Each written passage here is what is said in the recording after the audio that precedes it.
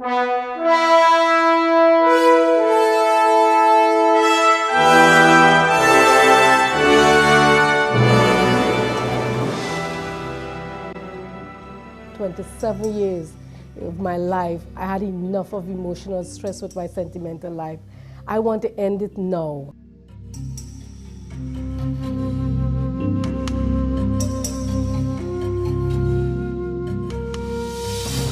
The first time I got married, my husband, he was womanized. I lived with in-laws for 8 years. I lived with him, 2 kids. He was just abusive, beating me. Anytime he comes home with Hickey, you can't talk. Nothing is working out, not with him nor his parents. I cleaned that whole house and cooked for everybody in that house, and still that wasn't good enough. And honestly, I ran away from him, and I ended up in Trinidad. Then I got married a second time with someone who is 13 years older than me. I thought because he's old, he's mature, and he married me because he loves me, not knowing he wanted somebody to take care of him because of his age. And he quit working 2 weeks after we got married. Same thing going on with his ex-girlfriend, started to do the same womanizing and being unfaithful. And when I talked and he wanted to hit me, he threatened to kill me. And my kids, he tried food poisoning us. We ended up in the hospital. That didn't work the last time that he did. I talked to him, I told him, I said, you know what, we can't work. Let's separate and then we'll see for divorce. If that doesn't work, and get a job and settle down. That didn't work out too. He still didn't work. That was that he came to break down my door, tried to kill me again on a second time, and I separated. And I live a single mother with my kids, working hard, educating, sending them to school. And I came to New York. And then I am still going through the same problem. Met someone, promised to marry me again for the third time, but it didn't work out again too. But I didn't have any. He moved to South Carolina, had his ex-girlfriend and his ex-wife. I tried to kill my life 3 times because of my love life, because nothing, I didn't felt no one loved me, no one cares about me anymore.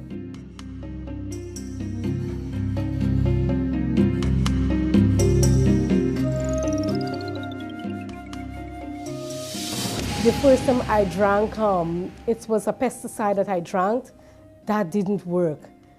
After that, I was so frustrated in my home with my parents and my brothers. My father was never there around. I felt like no one loved me or cares about me. Then the second time I drank was sleeping pills. I drank 18. That didn't work. The third time was the worst, is when I drank pitch oil. Well, kerosene, we call it pitch oil in Trinidad, but it's kerosene. I drank that when my husband beat me, and he slept that night. He came home with Hickey around his neck, and when I talked, he beat me. And I couldn't take him. I found that there was nothing more, and I had 2 kids. I didn't think about my children. All I was thinking is just, if I end my life, that will be the over. I don't have to hear nothing. No one has to tell me anything. It's done. And when I drank that, I ended up in the hospital.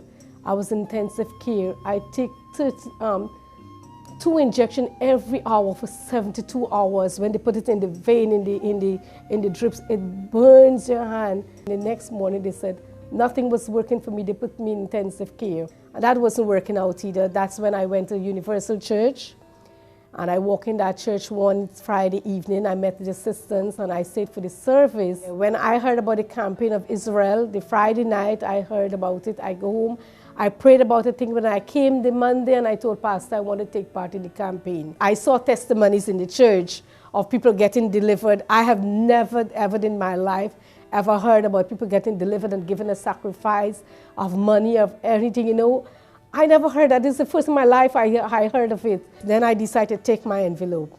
And I said, you know, if this has worked for people, who am I not going to work for? I want to try something different now. I want to give my all. And he told me to write a letter, and I wrote a letter, and I told God of all the situations I've been through in my life, of trying to commit suicide 3 times, was never happy in marriage, nothing was working, no matter how much I do. I give all, do the best, I be the best, faithful, honest wife, working, bringing in money, paying all the bills, still that was never enough. The day of the campaign, I know that God was going to do something great for me. He had saved me, saved my life twice, and I know this time if I give my all, He was going to do something great for me. Trust in God, He listens to your prayers. Oh, never doubt, but trust. God has done. I have no suicidal thoughts. I have no depression anymore. I have so much peace and so much joy in my life that no matter whatever storms come in my life, I know once I have my God with me, everything is going to be okay. And now I am blessed. In 1 month after I give my camping, I'm blessed in my love life with someone right in the church. And I'm going to have my dream wedding. We've engaged on the 27th of July. I have my wedding invitation and we're going to get married now.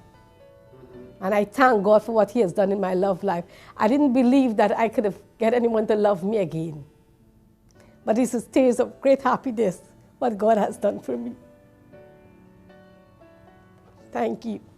The campaign has worked, the Campaign of Israel has worked for me in my life, and I know it will work for everyone who tried the Campaign of Israel. There is no doubt it will work for you. Once you believe and have faith in what you do with God, everything will be okay once you have Him.